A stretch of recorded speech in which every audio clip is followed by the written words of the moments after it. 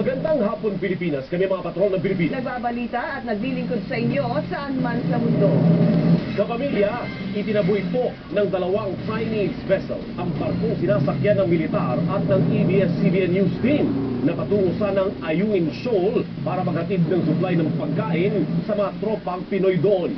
At kaugnay po niya, nasa kabilang linya ang ating kasamang si Shara Zambrano. Shara, natuloy ba ang militar sa pagtungo sa shoal kahit hinarang sila ng Chinese Coast Guard? Kahit nangyari yan, Alvin, natuloy at sa katunayan, nandito na kami ngayon mismo sa Ayungin Shoal. Katabi namin ngayon yung BRP Sierra Madre na barko.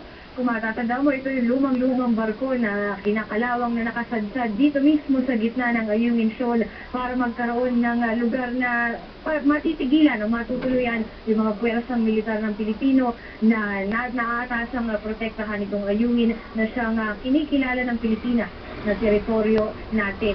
Ngayon, kahit na mission accomplished ito at masaya ang lahat, hindi talaga naging madali ang paglalayag namin. Umabot ng may 36 na oras ang biyahe ng barko namin mula sa Puerto Princesa, Palawan. At yun nga, nung halos malapit na kami dito sa Ayungin, na mataan namin ang dalawang malaking puting barko. Pero ilang oras nang lumipas bago namin makilala yung mga yun dahil hindi pa makita ng aming mga binoculars.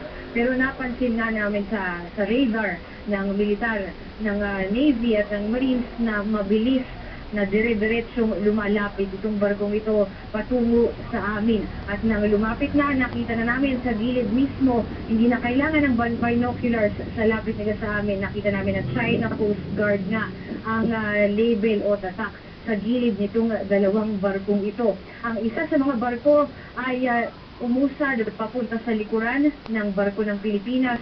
Ang isa naman ay para bang pumwesto papunta sa patutunguhan ng barko, kumbaga haharangin niya.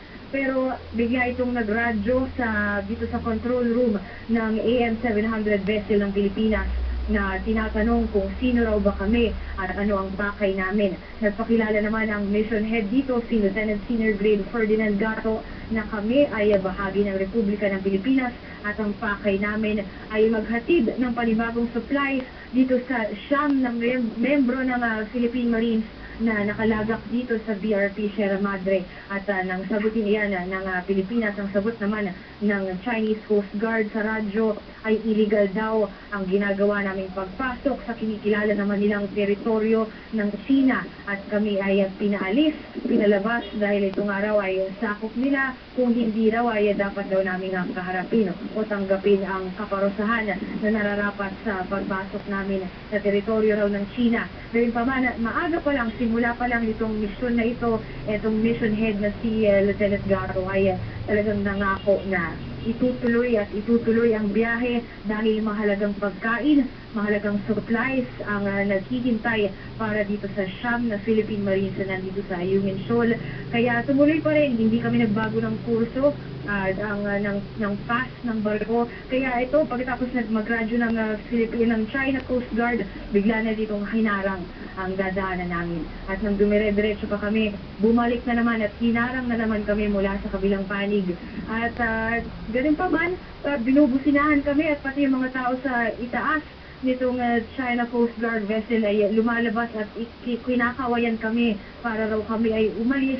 Talagang nagtuloy-tuloy itong dihamak na mas maliit na barko na dala ng Philippine Navy at Philippine Marines at nagtuloy-tuloy hanggang sa dumating